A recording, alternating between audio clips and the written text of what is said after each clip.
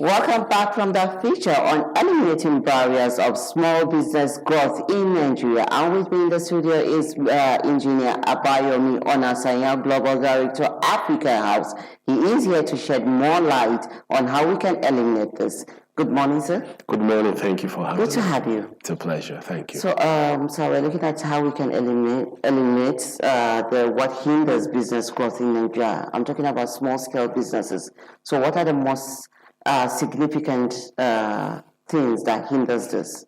Well, in Nigeria, in fact in Africa for that matter, the number one barrier to growth is always finance.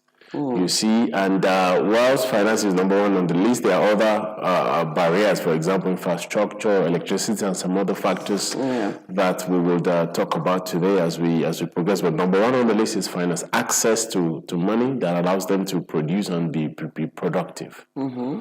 So when you talk about financing, and I'm sure it helps in the growth, so how can they get this access to starting the small businesses? Before I answer that question, I'd like to give you a bit of a background.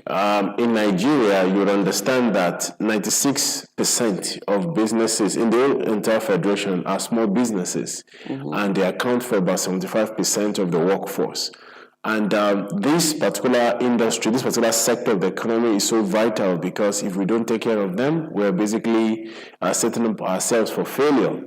And having said that, finance, because for you to start any business for that matter, you need a bit of cash to allow you to get your business registration done, get your permits, and then hire people, and then start production, and then marketing, and then before you wait for your returns to come in, and then you start talking of profitability and whatnot. So without having access to finance, you're basically, it's like somebody fighting boxing with his hands tied behind him. You see, that's why finance is such an issue. And if you're able to give them finance, then you know that they have the very first foundation on which they can build their business success on. And unfortunately, in Africa and Nigeria, this is a peculiar problem that needs to be addressed. Although we have a lot of programs and structures in place, in quote, that is supposed to help businesses, small businesses, but unfortunately, a huge percentage, I would say 90% of small businesses don't have access to these financial structures that are in place, or they don't know, they simply do not know. In fact, even myself, having been in the industry for a couple of years, you discover that you wouldn't even know that there's a particular finance available for certain categories, for example, women in business, for example, or the youth. You wouldn't even know all these things exist. So this is where media organizations like NTA and the different media platforms play a key role. They need to let people know that these things are available and how they can apply for this particular finance. Okay. So when we're talking about electricity, transportation, we are looking at these businesses that have gone up there a little bit. So let's come down to the level of the ones that are at the ground level. I'm talking about the person that sells the pop-up, the Accra. Okay. How does that one survive? Well, because you made mention of them registering, and I don't see them having any book records. Well, you may look at it from that angle that they are at the bottom of the food chain in terms of the business value chain. The truth is they are affected more. Let's paint a picture. Let's say there's a lady who fries akara in, let's say, Meitama, for example. Yeah. Don't forget, this lady has to buy the beans from a market. Sometimes she will probably travel a couple of kilometers to go get the beans that she will use for making the akara. She has to blend the akara. Yeah. She has to buy oil. And then now I see where the exactly. And then they often are being, I won't use the word harassed now, by different tax agencies or councils who will ask them for certain permits, which has made business very expensive for them because they've had to pay a lot, and sometimes they don't even know what they're supposed to pay. And as a result, some criminal elements, they've tapped into this particular excuse to start, I won't say rob them now, extort them. They will come with a certain uniform and say, we're from so and so agency, and you have to pay 500 naira now, or we shut down your business, or we seize whatever you're selling. So she doesn't know. So we need to do more, and I hope we'll have time to talk about the possible solutions to all of this, from the low level person to the big companies as well. Wow. So we're going to short break, and when we come back, we'll look at how the government can come into this. Well, we've been speaking about how we can eliminate or what is hindering the barriers that we have in small-scale businesses, how we can stop them, how we can eliminate them. We're going to short break, and Good Morning Abuja continues. Eyes for Allah, nothing but Allah. Ba is the beginning of Bismillah. Ta is for taqwa, bewaring of Allah. And Tha is for thawab, a reward. Ja is for Jannah, the garden of Assalamu alaikum wa rahmatullahi ta'ala wa barakatuh. Welcome to your weekly guide, Light of Islam. I am Aisha Ahmed. As Muslims, we know that in Islam, time is a very good and important commodity that we have. Believe in the angels of God as one of the 6 articles of faith. Islamism made informed rules, and how the rules are made is such that the Imam stands in front and then right behind him. Assalamu alaikum, this is Light of Islam. Keep watching Light of Islam NTA channel. That is for zakah, to cure our greed, when we give our money to those in need. Welcome back from that short break, and we're still discussing eliminating barriers in small businesses growth in Nigeria with Engineer Abayomi Onasanya. So, sir, looking at how the government can come into this, how does the government, make their own impact? Well, yes, whilst the government has a major role in developing helping the small businesses grow, a huge part of the responsibility also lies on the hands of the businesses themselves. But let's start with the government side. Government needs to ensure that there are policies that target small businesses, and not just policies, because in Africa we like to write letters in black and white papers and whatnot.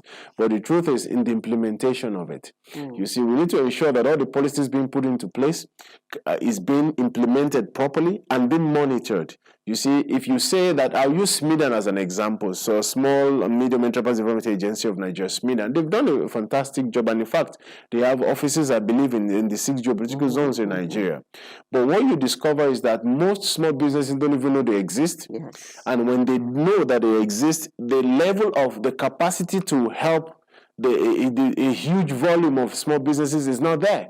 I was in an event organized by NASI, and SMIDAN was invited there as well to talk. And we discovered that people was like, okay, SMIDAN, yes, we know you exist, you have these facilities, but how many of us can actually use those facilities? You see, for a small business, you need your startup costs to be as little as possible. Yes. SMIDAN and other related agencies should ensure that they give them facilities such as an office space, the marketing platform, the basics that can take away that huge, humongous startup cost. You take it away from them. So policy has to be in place to actually, practical policies, let me use that word, practical policies that can be implemented practically and that can touch a lot of people, thousands of people, not just because, you think about it, let's say you have the Abuja Enterprise Agency, for example, they have an office in Jai and now I think in Wuse.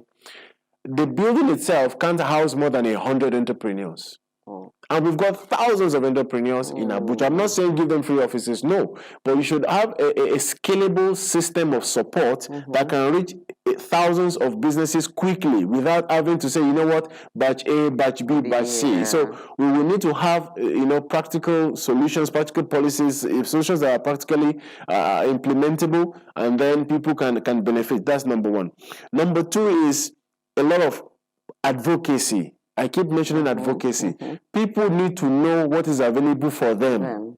So which loans can I apply for? What do I need to do to access these loans? And you hear about accessing the loans. I feel, okay, what are the interests at the end of the day? Yeah, well, on paper, they say the interest rates are single digit or they're affordable, which is interesting, but how many people can actually access them? There's this bank called, if I remember now, National Development Bank, something like that, and this bank claims to, issue to millions of dollars in funds for small businesses. But the question is, can the Akara woman, the Akara seller access this loan? Can the woman selling plastics in Kubo access this particular loan? So you need to allow them, you need to educate them them properly, like massive campaign, billboards, radio jingles, TV, so that when you wake up as an entrepreneur, you are bombarded with information about you, how you can benefit from it, not just one single jingle once a year, and then and that's it. That is where NOA also comes, National Orientation Agency. You see, I personally haven't heard them more than twice. Maybe once I saw them in the market, and then maybe on radio.